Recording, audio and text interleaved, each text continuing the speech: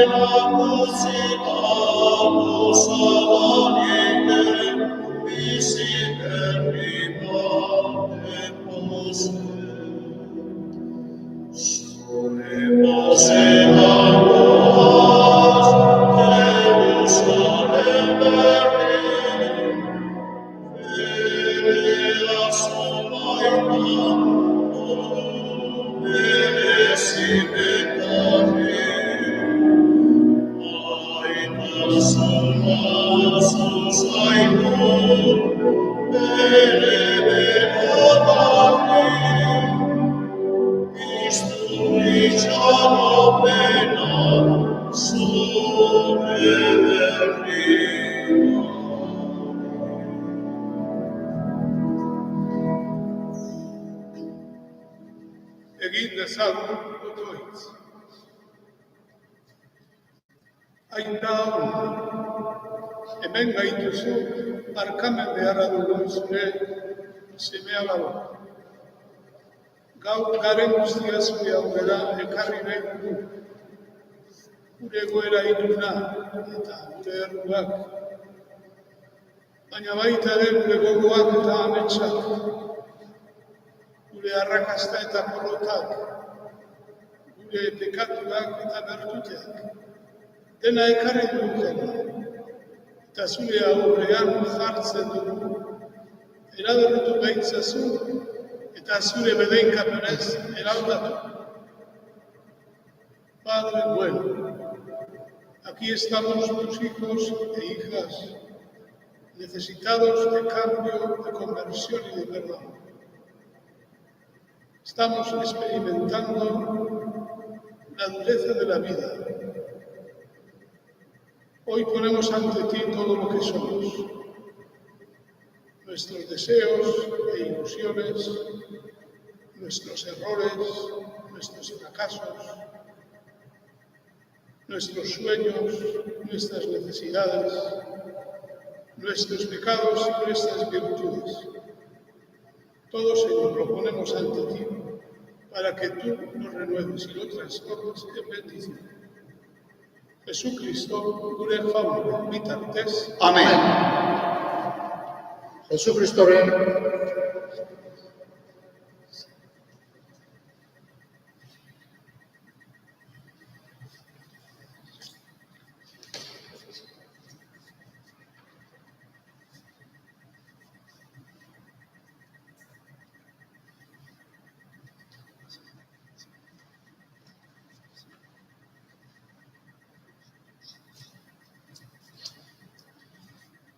San Paulo apostoloak Efesotarrei, zenideo, lehen bai, ilupen zineten, orain ordea, kristau bezala argi zerate, argiaren zene bezala, hori izaten, zuzentasun eta egia guztia argiaren frutu bat da, aztertu jaunari zer zaion atzegin.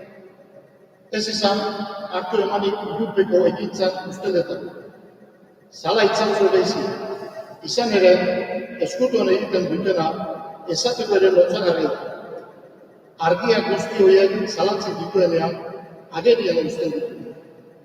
Eta agerian dagoen guztia, argitasun eskartzen da. Horregatik izaten da. Ez na zaitez, lo zauden hori. Jaiki zaitez, hilen artetik. Eta Kristok argituko zaitu. Jaunak esana,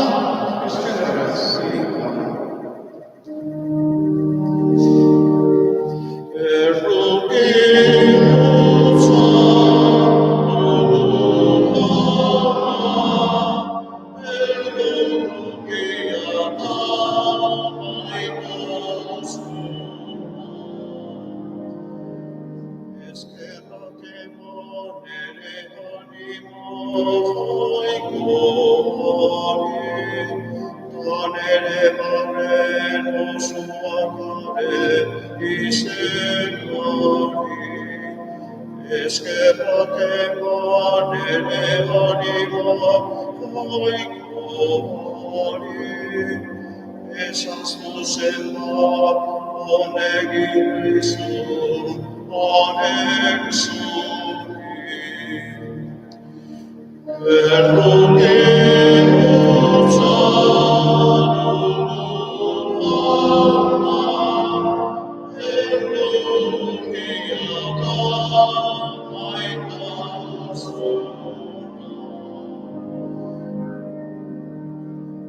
Evangelio entzun aurretik abestuko dugu, Jesu Kristo gure bitza, argi gure bihotza.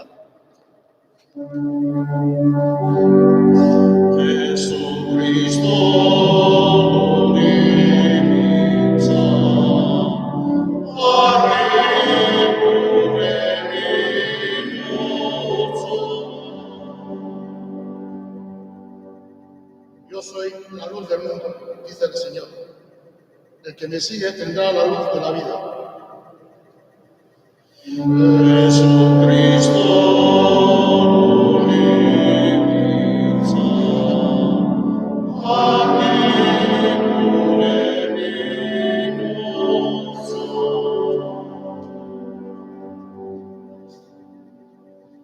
Jauna zuekin, erasoren espirituarekin.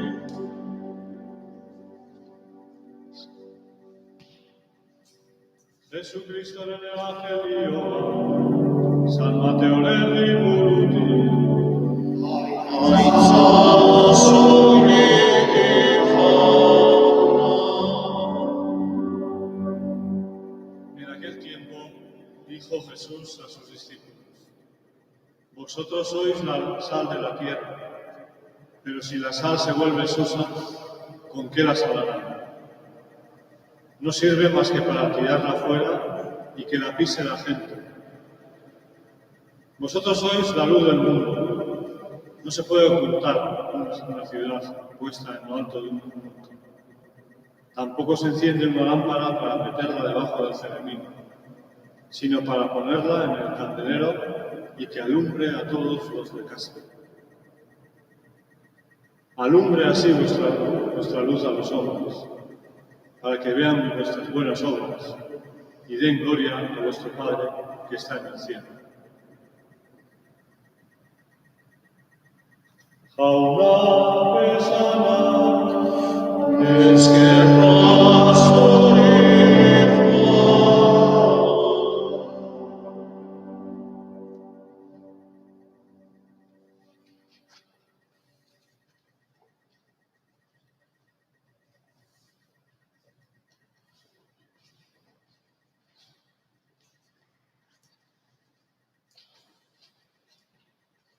Azkoitiko kristau senideok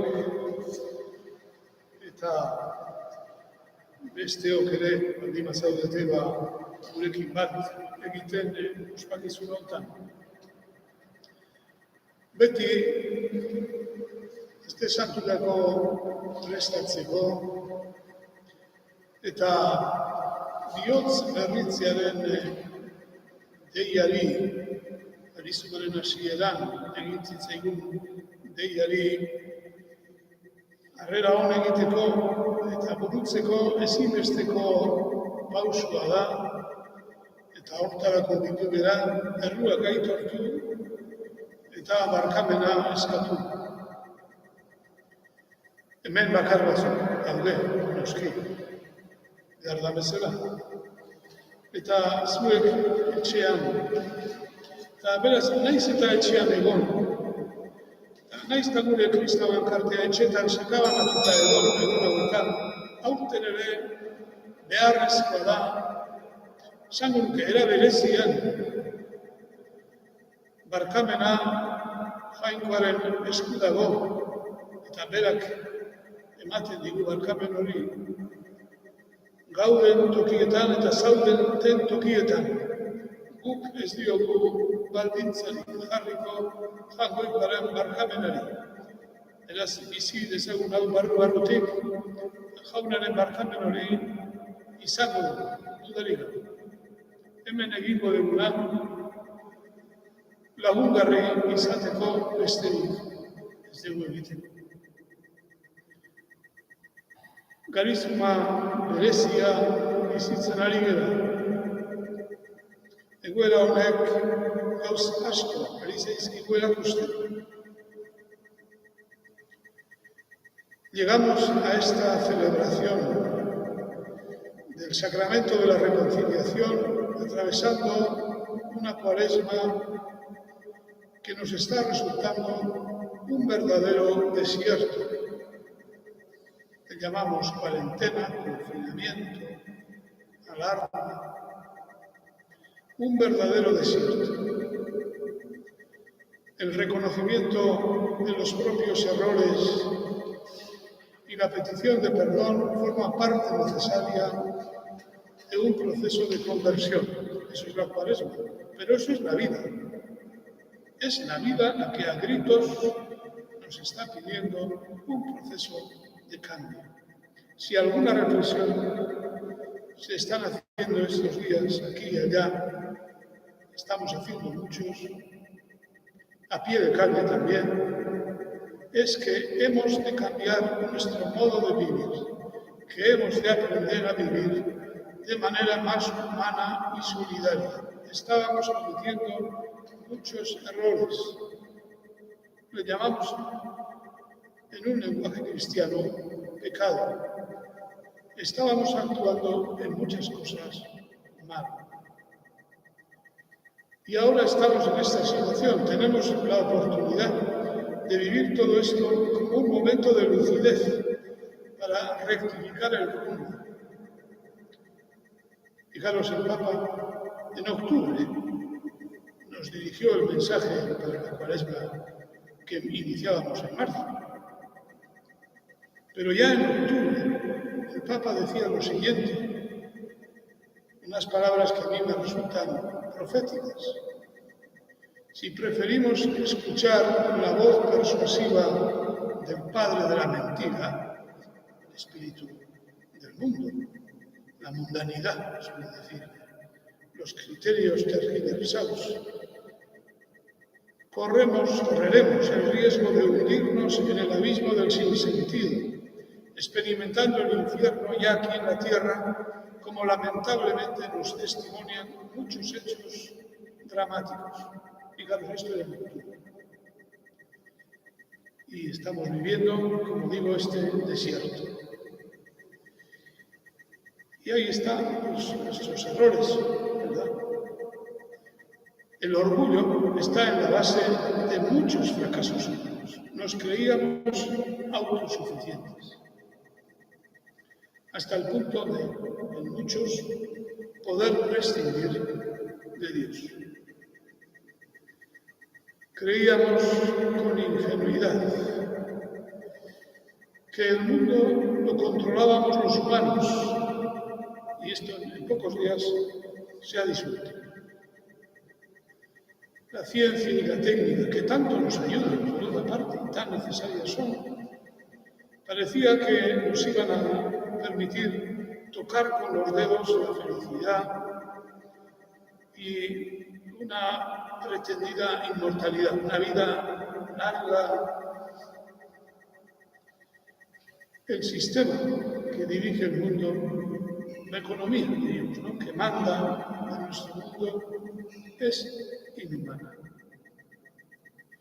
Hemos cometido, y digo algunas cosas, muchos errores. No se trata de buscar culpables, no, sino de mirar con responsabilidad. Es la hora, creo yo, es la hora de la responsabilidad de todos. Los que tienen la autoridad en el gobierno de las naciones y de los pueblos, pero también de la responsabilidad de cada uno de nosotros. Y no cabe ninguna duda de los creyentes llamados, como hemos escuchado en el Evangelio, a aportar luz y sal, sentido. En una buena medida, lo que estamos padeciendo es el resultado de nuestras incoherencias. Ojalá aprendamos la lección, porque necesitamos urgentemente vivir y estructurar nuestra vida sobre otros valores. Valores que en todos estos días también han florecido, que están en nosotros, que están en las personas, que han sacado lo mejor de sí mismos. Estamos viendo verdaderamente ejemplos y testimonios de heroicidad y de servicio y de entrega y de riesgo en el servicio de los demás. Exactamente eso. Tenemos que estructurar la vida sobre esos valores y sobre los creyentes tenemos que aportar esto, sobre los valores del Evangelio, sobre aquello que llevaba Jesús, el reino de Dios, que es un mundo fraterno, un mundo fraterno. Ahí está la luz y la sal del Evangelio que nosotros hemos de aportar. Empecemos pues reconociendo nuestros errores, es un tiempo para eso, para pensarlo. Y llegaremos a la Pascua, que ya está encima, y ojalá salgamos un poco resucitados. Que no sea un simple, a ver cuándo volvemos a la normalidad. ¿Qué es la normalidad? Sí, una vida normal queremos, pero que sea que hayamos resucitado con más deseo de Dios, con más humanidad, con más fraternidad, dejando de pensar que somos el centro del universo. Y empezamos así, reconociendo estos errores. ¿Qué hemos descubierto estos días? ¿Qué hemos descubierto? Pues vamos a lo que hayamos descubierto cada uno, lo que hayamos pensado, pues cada uno lo sabemos. Pues vamos a comenzar reconociendo pues que sí, que hay muchos errores y vamos a pedir perdón. Esan dezagun elkarrekin aitortzen diot, jainko guztiz ahalsuari eta zure bai mesedea. Bekatu egin dudan, bapen hitz eta egitez, eta egin beharrak ezinez, bai eta egitez. Horregatik eskatzen dien, hain gero saldu guztiei, eta zure bai mesedea.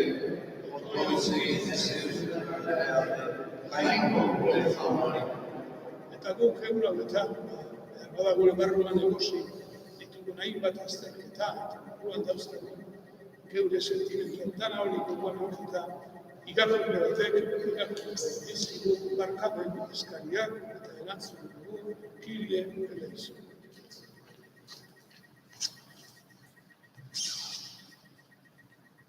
Barkatu jauna, askotan ahaztu egin baitugu zure seme-alaba garela, baita besteak senide ditugula ere.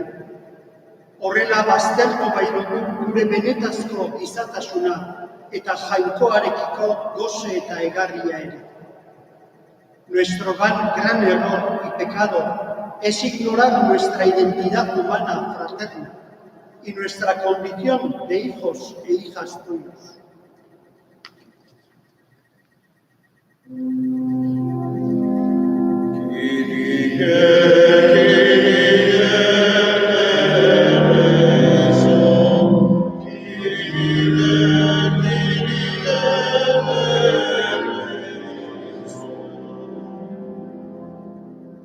Barkatu jauna, sasi jainkoak lortu eta erosotasunaren eta kontsumokeriaren gorroi bihurtzen geralako pentsatu zor dagoela gure zoriona.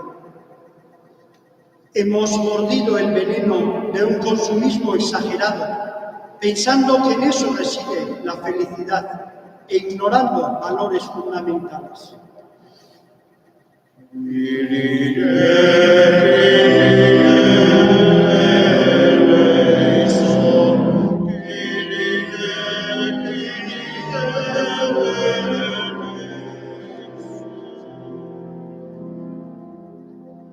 Barkatu jauna, erdipurdiko jokatzen dugulako.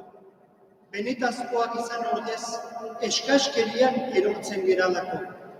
behar bezalako giza eta kristau testigantza eman beharrean. Ez garela gure bila dabiltzanentzat. Hemos caído en la trampa de la mediocridad, de una vida superficial, alejados de los valores fundamentales que nos hacen verdaderamente humanos.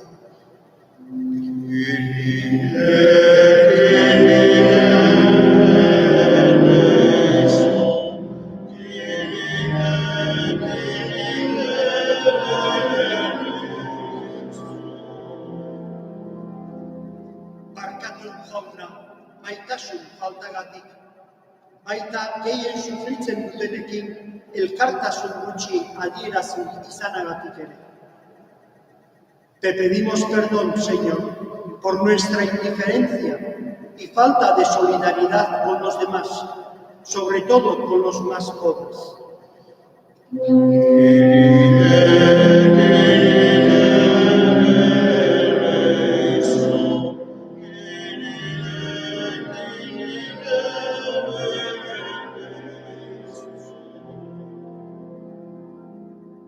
Barkatu jauna, gure itxaroten falta, gure tristura eta ezkortasuna. Te pedimos perdón por nuestro escepticismo y nuestro egoísmo que nos hace tristes y desconfiados.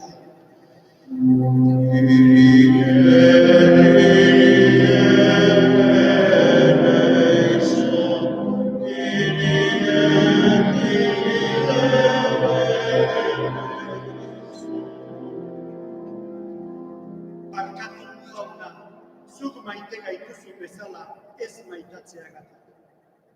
Perdón, Señor, nuestro amor no es como el tuyo.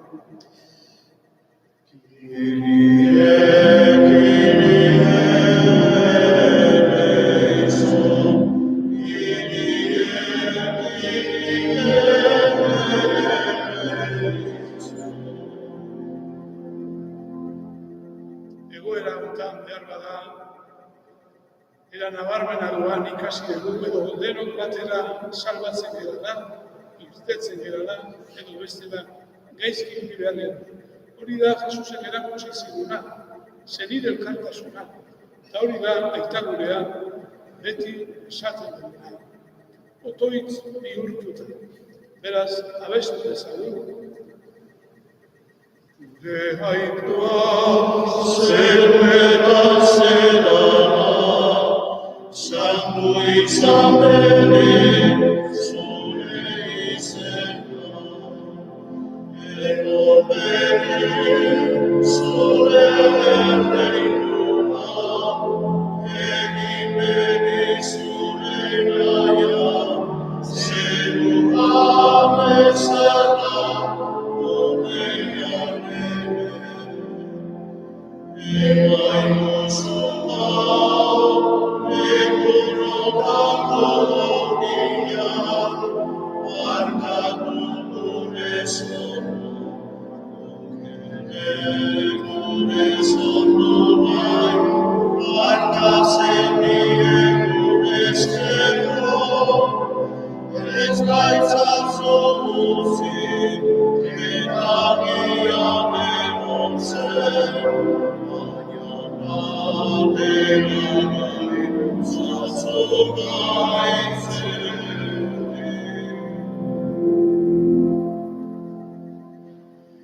Gure jainko eta gure aita, zure seme alaba izateko aukeratu ginduzu, zure aurrean santu izan gaitezen, eta zure etxean pozik bizi.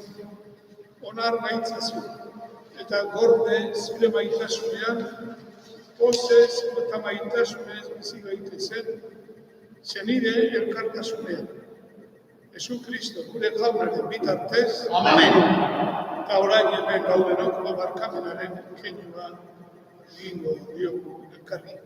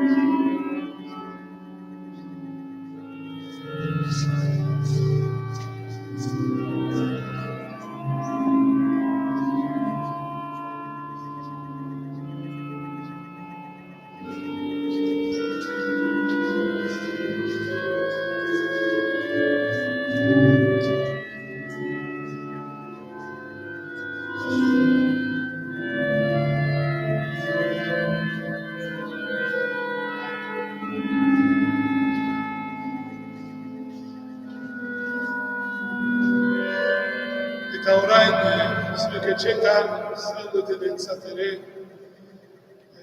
esan dudan bezala, nola ez, gauden tokian gaudela, jaunak beti bere barkamena ematen digu, bihotzez benetan, horrela eskatzen badegu, beraz, honetan, jaunaren izanean eta Elizaren bitartez, zueri ere, zuentzat ere eskatzen dugu jaunaren barkamena. Jaunak, Seme Jesu Kristo, mundura salbatzen bezala bialdu zigunak, ebangelioen argia eman zigunak, gure gizabizitzan aurrera egiteko, Elizaren bitartez, barka ditzala zuen da gure pekatu guztiak, aitaren da seinalen, Espiritu Santuaren izenean. Amen. Jaunak, barkatzen digu, noski, egoera berezia, jarre batek bere etxetan, pentsatzen badu benetan, bere aitortza sakramentala hemen izan egoera danean, egin berdula egingo du, baina bain, barkatuak gaude denak. Beraz, bukatzeko esker Amabirtinari zuzenduko diogu gure azken kantua. Bekatario kantua.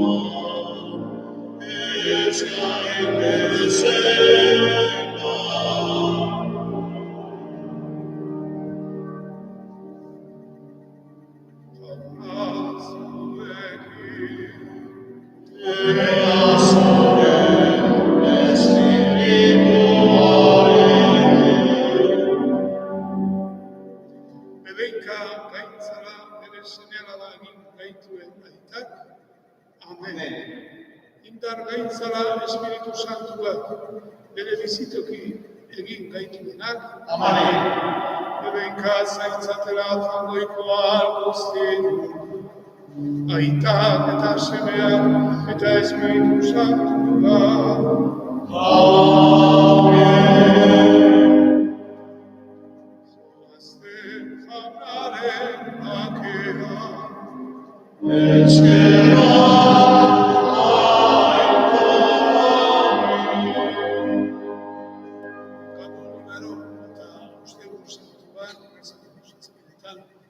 Emango dugu berriro, azken afariko, meza santu